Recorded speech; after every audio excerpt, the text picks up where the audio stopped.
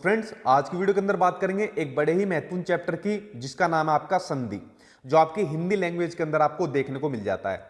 देखिए, अगर मैं बात करूं आपके सीटेट के एग्जाम की, तो सीटेट के एग्जाम में आपको ग्रामर देखने को नहीं मिलती, लेकिन जो आपका गद्यांश और काव्यांश आता है वहां पर आपको एक नंबर का देखने को मिल जाता है संधि के अंदर से। कुछ भी पूछ लेता है, संधि पूछ लेगा, समास पूछ लेगा, संज्ञा वगैरह से पूछ लेगा। लेकिन अगर मैं यूपी टेट के एग्जाम की बात करूं तो 100% आपके एग्जाम में यहां से क्वेश्चन देखने को मिलेगा आपके संधि का, या चाहे आपका कोई भी और टेट का एग्जाम हो तो वहां पर भी आपको संधि से संबंधित क्वेश्चन देखने को मिलेगा।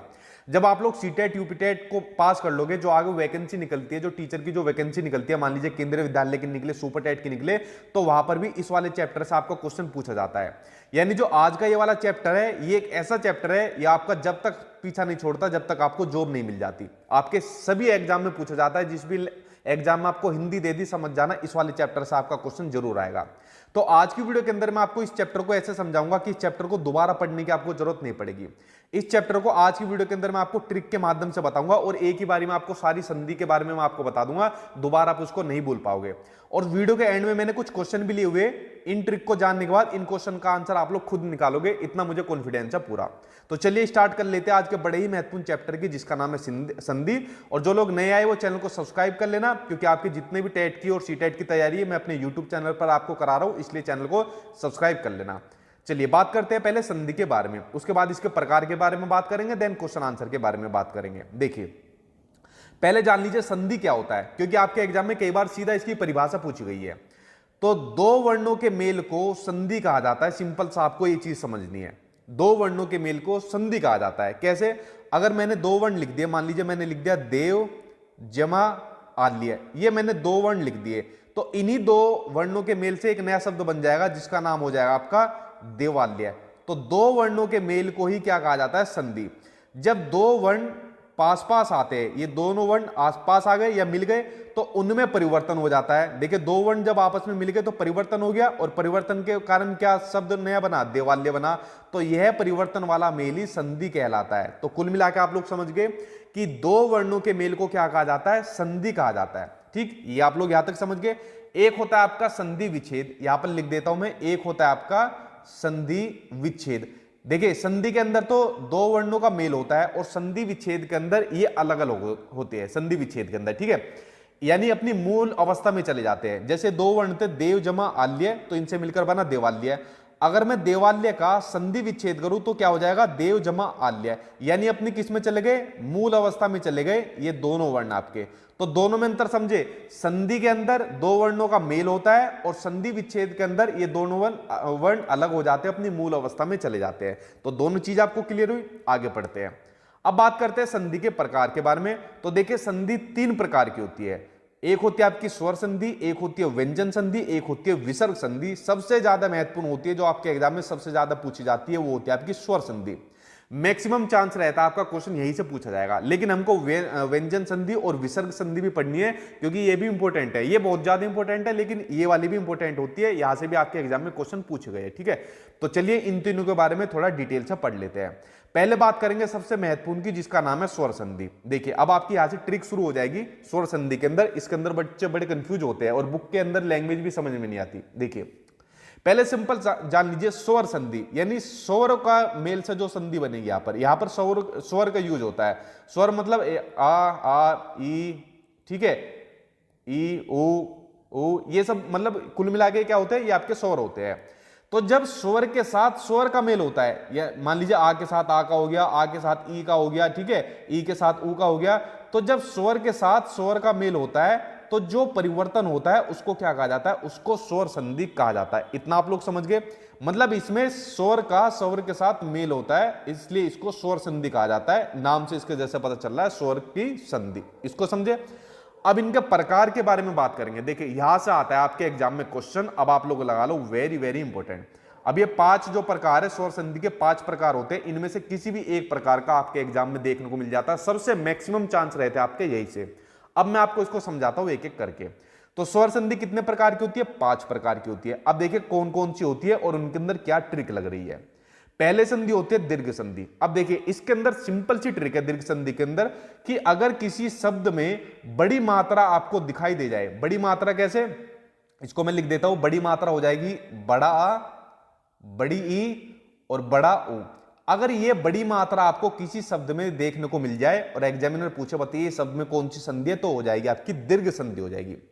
फॉर एग्जाम्पल अगर मैंने लिख दिया, ये ले लेता हूं जो अभी आपको बताया था, मैंने लिख दिया देवालय, तो बताइए देवालय में कौन सी संधि हो जाएगी, तो देवालय में दीर्घ संधि हो जाएगी। क्यों, देखिए देवालय किससे मिलकर बना था, देव जमा आल्य, इन्हीं से मिलकर बना था ना। देखिए वाह के बाद ये छोटा आ होता है, ये छुपा होता है छोटा प्लस, उसके बाद बड़ा आ हो गया और उसके बाद मिलाकर क्या बन गया, ये बड़ा आ बन गया, यानी बड़े आ की मात्रा आ गई। और बड़े आ की मात्रा किस में होती है, दीर्घ संधि में होती है। ठीक, ये हो गया। एक और एग्जाम्पल आप लोग ले सकते हो, अगर मैंने लिख दिया रविंदर, अगर मैंने लिख दिया रविंदर, तो देखिए यहां पर कौन सी मात्रा देखने को मिल रही है, बड़े ई की मात्रा। कौन सी, ये बड़े ई की मात्रा।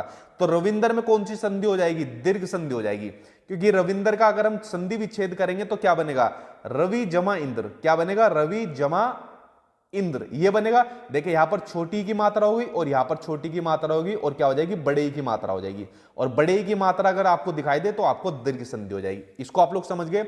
अगर मैंने लिख दिया, यहां पर लिख देता हूं, अगर मैंने लिख दिया भानुद्य, अगर मैंने लिख दिया भानुद्य, कौन से ऊ की मात्रा है, बड़े ऊ की मात्रा है। कौन सी, ये बड़े ऊ की मात्रा है, तो कौन सी संधि हो जाएगी, दीर्घ संधि हो जाएगी। ठीक है, देखिए क्या बनेगा इसका, भानु जमा उदय, भानु जमा उदय, छोटा ऊ और आपका ये भी छोटा ऊ और मिलकर क्या बन जाएगा, बड़ा ऊ बन जाएगा। तो देखिए दीर्घ संधि के आप लोग पहचान समझ गए। जिस भी शब्द में अगर आपको बड़ी मात्रा देखने को मिल जाएगी, बड़ा आ, बड़ी ई, बड़ी ऊ, तो समझ जाना आपका दीर्घ संधि हो जाएगी। जैसे रविंदर में बड़े ई की मात्रा हो गई, देवालय में बड़ा आ की मात्रा हो गई और भानु उदय में बड़े ऊ की मात्रा हो गई, ये आपकी दीर्घ संधि हो जाएगी। आई होप आपको ये दीर्घ संधि समझ में आ गई होगी। अगर इस तरीके से याद करोगे, आ के साथ आ जुड़ जाएगा तो बड़ा आ हो जाएगा, ऊ के साथ, छोटे ऊ के साथ छोटा ऊ जुड़ जाएगा तो बड़ा ऊ हो जाएगा। ठीक है, अगर इस तरीके से करोगे तो कंफ्यूज हो जाओगे। सिंपल सा याद रखना, बड़ी मात्रा दिखाई दे तो आपकी दीर्घ संधि हो जाएगी। ठीक, दूसरी संधि के बारे में पढ़ते हैं, मतलब इसी का जो प्रकार है, दूसरी आपकी गुण संधि। अब देखिए गुण संधि के अंदर क्या ट्रिक लगेगी। अगर किसी शब्द में सिर्फ एक मात्रा दिखाई दे जाए, अगर किसी शब्द में एक मात्रा यानी छोटी मात्रा आपको दिखाई दे जाए, ये वाली मात्रा अगर आपको देखने को मिल जाएगी, छोटी मात्रा, एक मात्रा देखने को मिल जाएगी, तो समझ जाना आपकी वो गुण संधि आपकी हो जाएगी। अब देखिए वो कैसे हो जाएगी।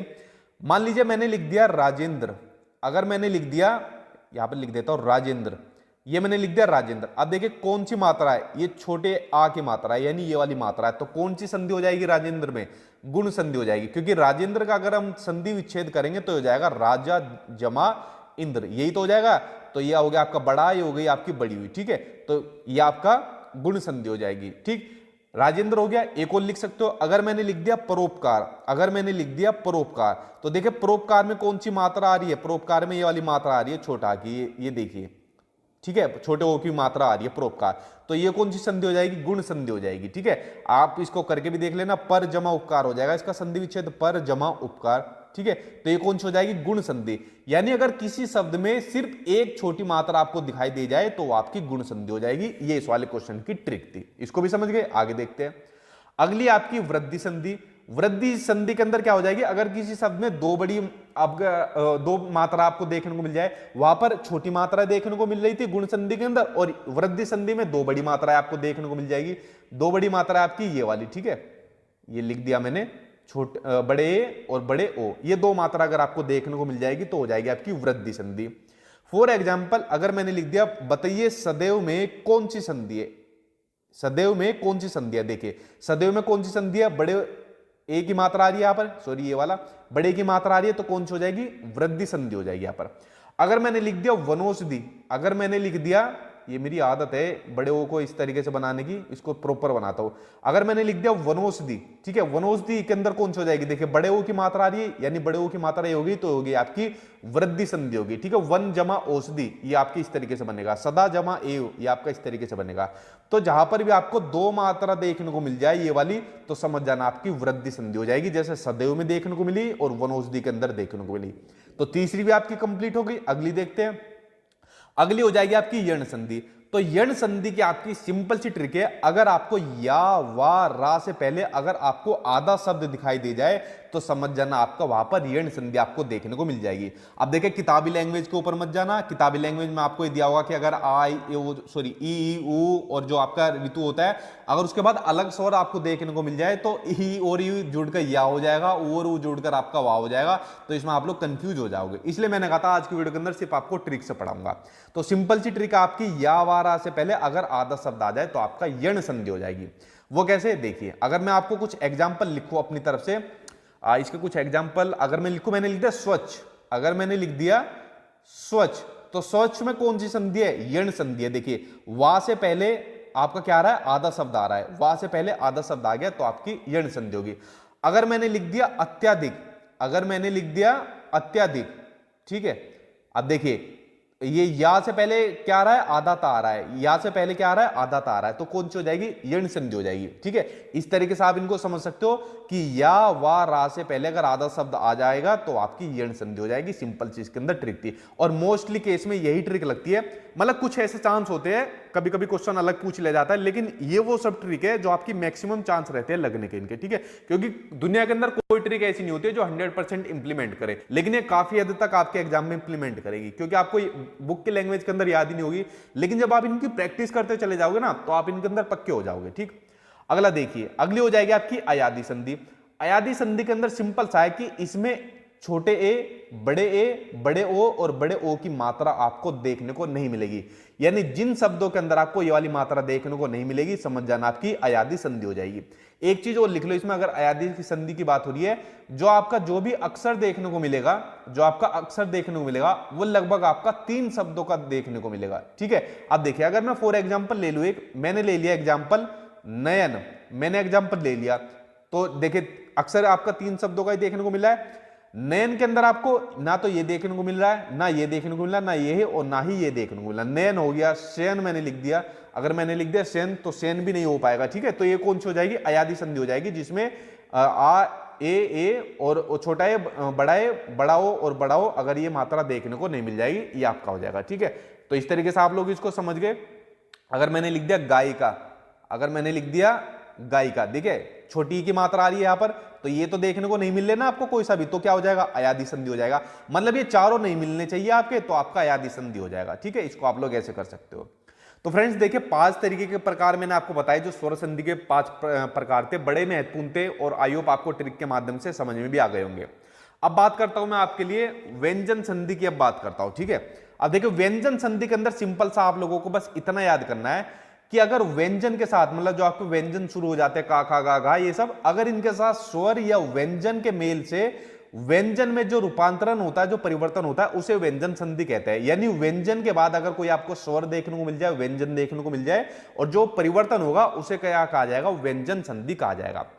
फॉर एग्जाम्पल अगर मैंने लिख दिया सत जमा जन, ठीक है, यहां पर देखो व्यंजन आ गया, सत जमा जन, दोनों ही व्यंजन आ गए, तो क्या हो जाएगा आपका, ये हो जाएगा आपका सज्जन हो जाएगा। ठीक है, तो ये हो जाएगी आपकी व्यंजन संधि हो जाएगी। पूरा इसको डिटेल में करने की जरूरत नहीं है, बहुत बड़ी है, इतना जान लोगे वही काफी है। सबसे ज्यादा वैसे महत्वपूर्ण स्वर संधि थी। उसके बाद अब देखते हैं लास्ट विसर्ग संधि। इसके बाद आप लोग क्वेश्चन के आंसर बताना खुद, अभी आने वाले हैं, देखते हैं आपको कितनी चीजें याद हुई है। विसर्ग संधि में क्या होता है कि जो इसमें विसर्ग होता है, ये विसर्ग का साइन होता है, इसमें आधे सा में कन्वर्ट हो जाता है, ये आधा सा होता है, ये जो तीनों सा होते हैं ना, ये आधे सा में कन्वर्ट हो जाता है विसर्ग संधि के अंदर। इसमें एक चीज और लिख लो, कभी कभी आपको ओ की और ये ऋतु की मात्रा, ऋषि की मात्रा आपको देखने को मिल जाती है। ठीक है, ये विसर्ग संधि की इसकी पहचान होती है। अब देखिए अगर मैं एग्जांपल लिखूं, अगर मैं एग्जांपल लिखूं तो एग्जांपल बताइए, एग्जांपल ये लिख लेता हूं, मैंने लिख दिया आशीर्वाद। ठीक है, क्या लिख दिया, आशीर्वाद। देखिए ये वाली मात्रा ऋतु की, ऋषि की मात्रा देखने को मिलेगी आपको, तो आशीर्वाद में कौन सी संधि हो जाएगी, विसर्ग संधि हो जाएगी।